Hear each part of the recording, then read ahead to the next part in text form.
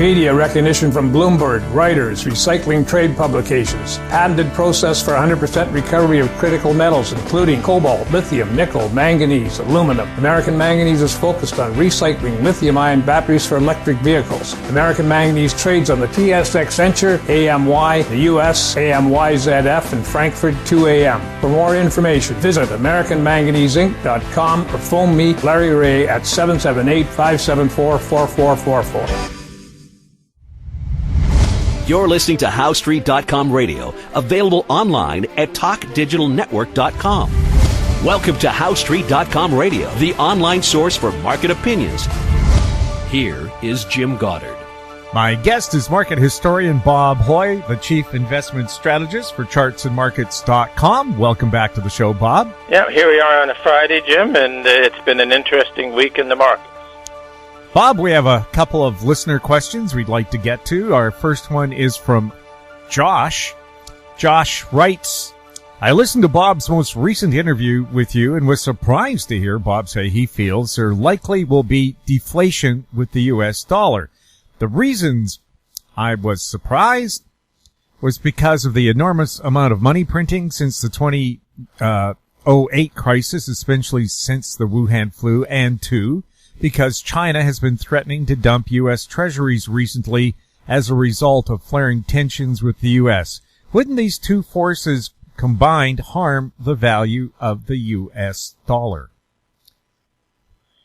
Well, that is a good question, and it reflects what's going on today. Anybody with any common sense knows that the Fed idea of pushing out credit would get the economy going is absolute nonsense, and over time it does depreciate the dollar. And coming out of the crash into March, we got a natural rally in industrial commodities, you know, crude oil and base metals, even lithium. And then also we got a buy on, on those, but we also something going on with the grain. So there has been a recovery in basic commodities, and with the recklessness of the Fed, all of the old inflationists are ecstatic. I mean, this is it. The dollar's going to go to zero and gold to 15,000 and, you know, the usual 1970s stuff. But the way I look at it, Josh, is that the Federal Reserve is not the only central bank being run by PhDs in economics. They all are, and they're all doing the same thing. So in this case, being reckless is not unique.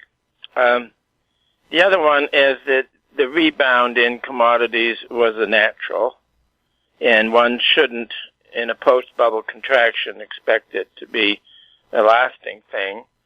And so what you have to look at is in financial history, you do have a decade when the public will choose to speculate in tangible assets, commodities, inflation, and all that sort of stuff.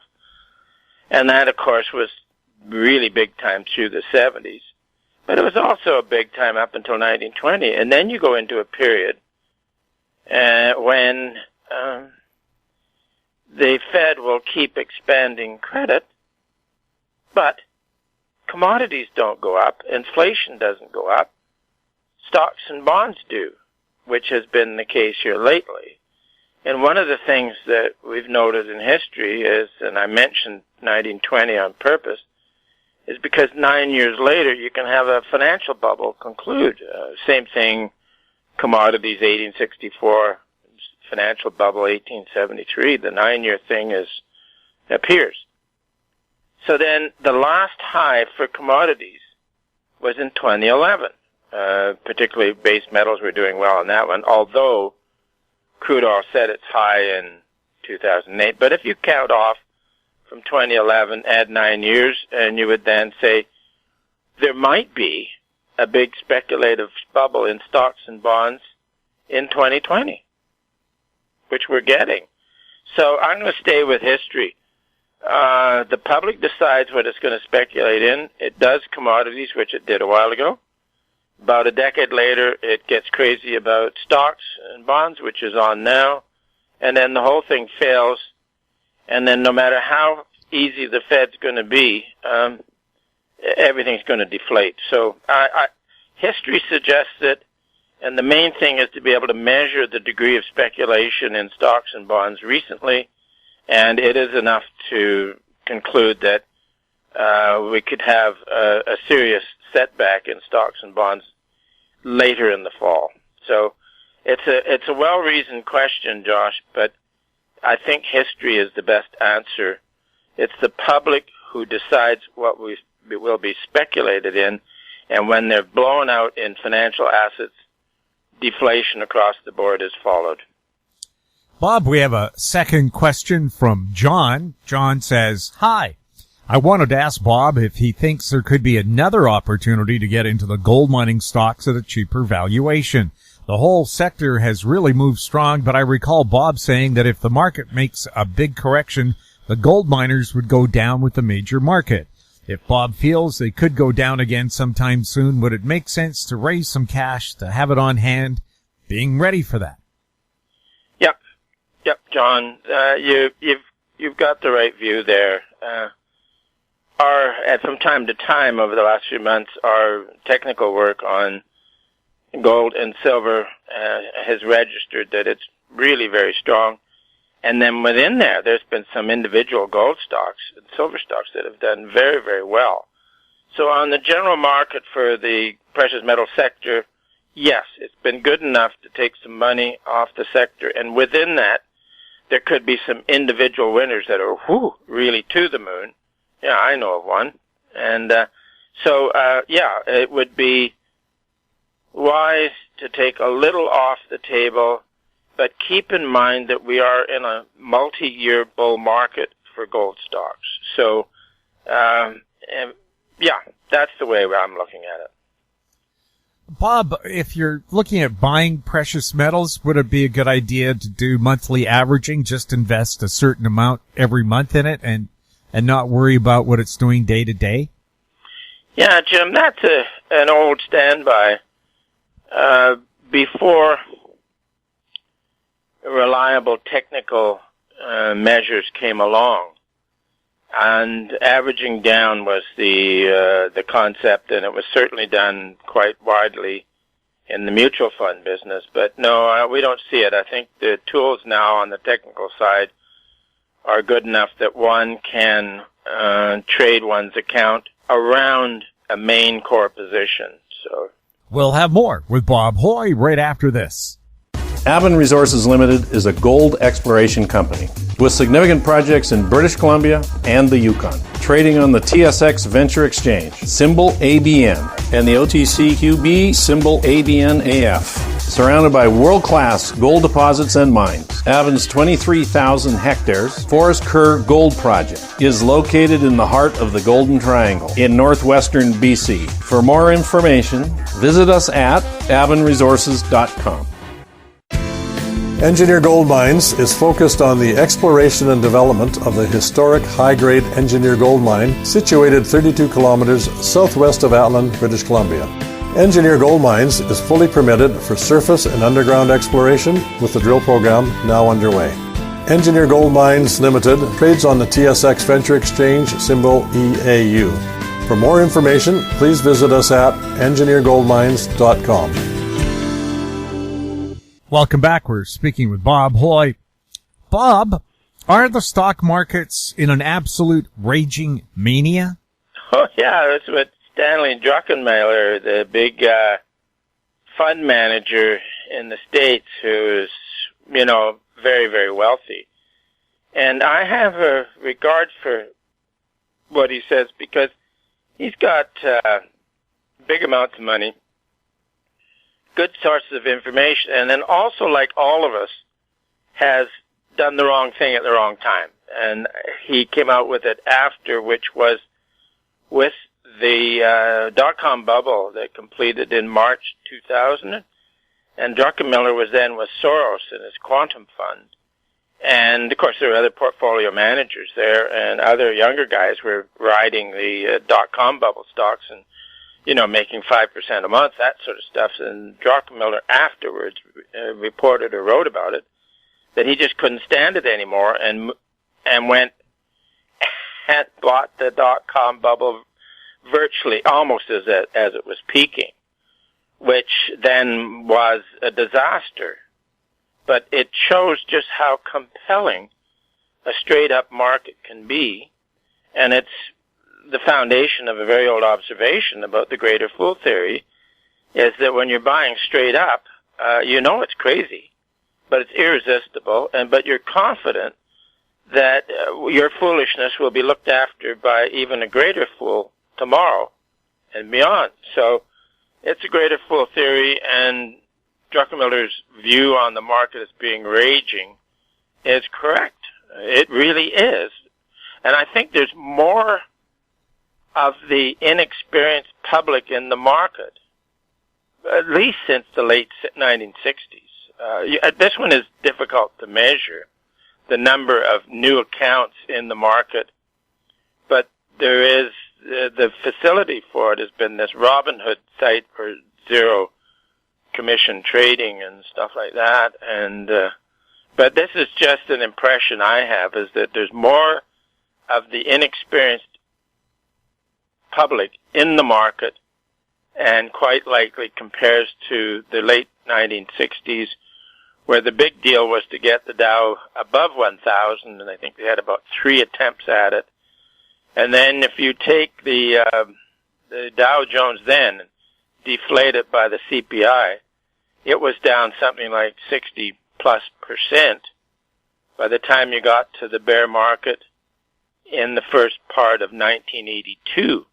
And then that was the change from when inflation was the speculative item in tangible assets. And that's when, in 1982, when it shifted over to predominantly inflation and financial assets. So, yeah, nice headline. Got to respect what Druckenmiller's doing. Bob, I have to ask about these young Robin Hooders. Tim Cyclesman Wood related a tale of his neighbor's 18-year-old son quitting his job at a hardware store because he was making thousands of dollars a day trading on Robinhood. Are these youngsters getting into the market without experience due to be given a very rude awakening? Oh, yeah. In the South Sea bubble in 1720, people with virtually no assets hitherto suddenly made a huge amount of money, and they were out and made enough money that you could buy or hire a grand coach and a team of 4 along with the liveried footmen. So, yeah, this has happened before, where from nowhere people have made big money, and it's all fine so long as it goes straight up. At the moment it ends, watch out.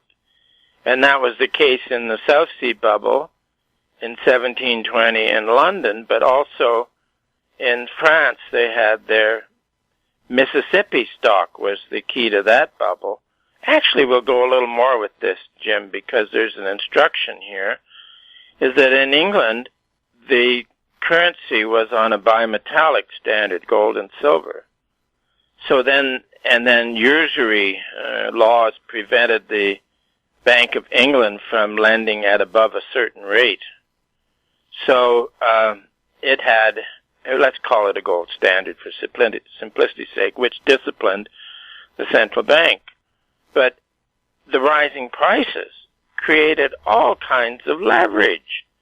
And there was all kinds of people eager to get, 10, 15% interest rates.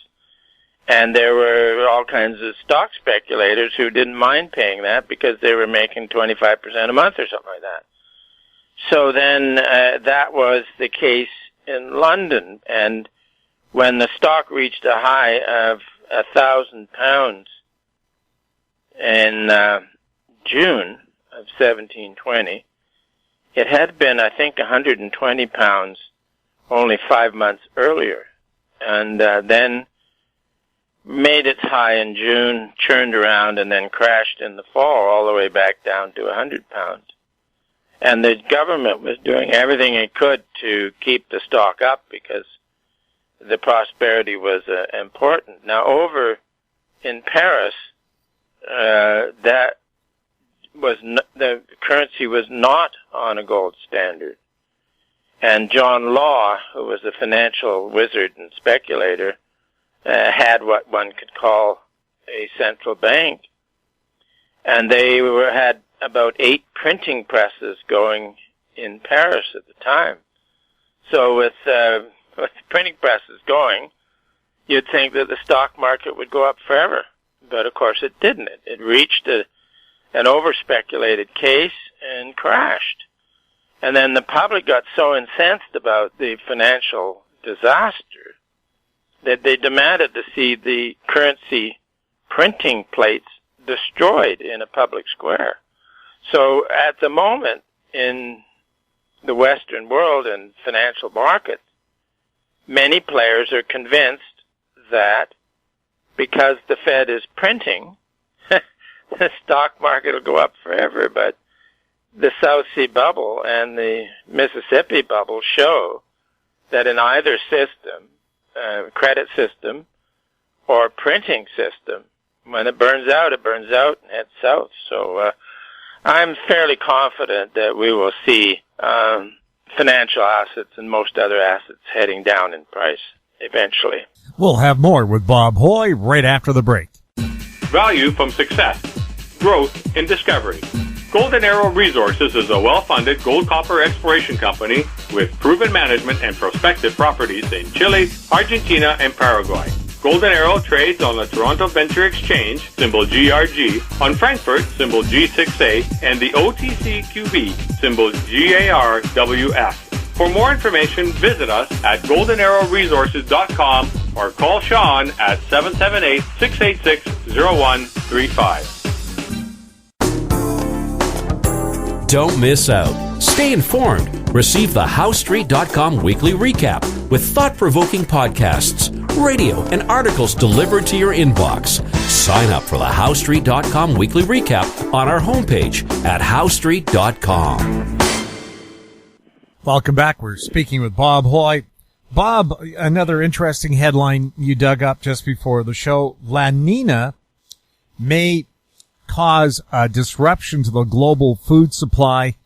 What will that do? Yeah, that's the Pacific Oscillation with the El Nino, which is a warming event, and the opposite, La Nina, is a cooling event, and the most recent warming event reached its maximum in 2015 and 2016, and if you look at an honest chart on global temperatures, they had spikes up. They're quite extraordinary, from which it's been declining somewhat.